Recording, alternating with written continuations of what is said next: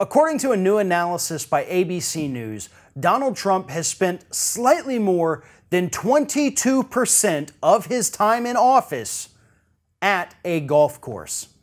Now, I know a lot of Republicans like to dismiss these stories and say, who cares? Obama golfed. Yeah, Obama golfed.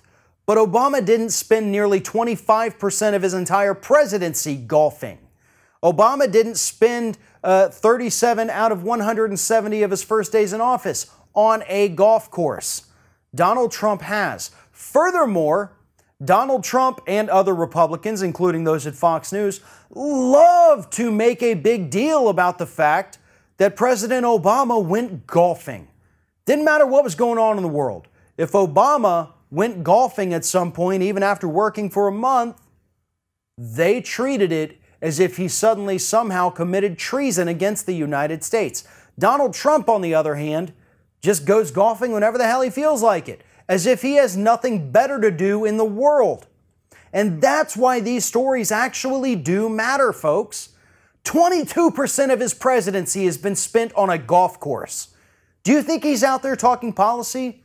Do you think he's out there making executive decisions about the future of this country? Do you think he's out there making trade deals, meeting with foreign diplomats and dignitaries, working on the United States' reputation abroad? You think he's strategizing against ISIS out there on the golf course? No.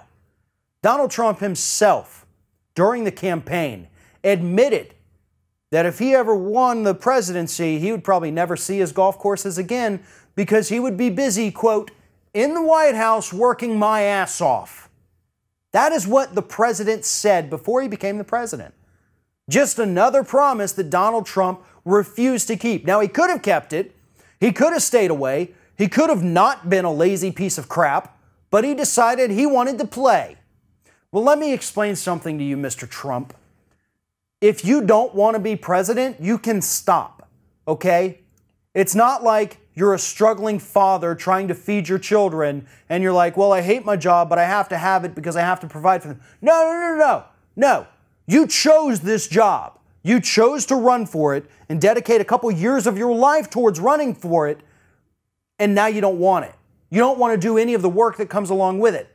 Well, on behalf of all of the American public, or at least a majority of the American public, you can step down and we will not be mad at you. Listen, here's the deal. I'll make you this deal right now. You step down from the presidency because you don't want to do the work, and I will never talk about you again. How about that? I think we could get a lot of folk in progressive media to go ahead and make that agreement. If you're just willing to step down, because obviously you don't want to do it, we'll stop talking about you. We'll move on. You can go live your life, run your businesses, do whatever the hell you want. Just stop ruining this country. Because that's what's at stake here, folks. Leaders around the world look at the United States, and what do they see? Do they see a president who's a stand-up guy, who's tough but fair, somebody who's concerned about the well-being of the United States citizens? No. They see a guy who has a job that he doesn't want to do because he just wants to go out and have fun and play golf all the time. Furthermore, he's playing golf at his own golf courses, so every time he goes in, which I'm pretty sure he probably gets admitted in for free, but not everybody does. They still have to rent those golf carts. They still have to buy food and drinks and all that. Donald Trump gets that money.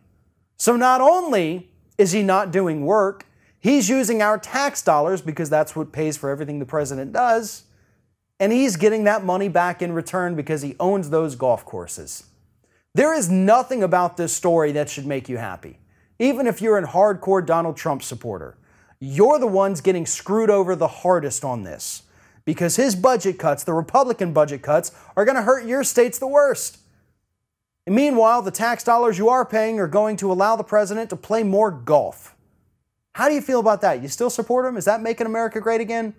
Because last time I checked, if you really wanted to make America great again, maybe you'd spend a few hours a day doing your actual job.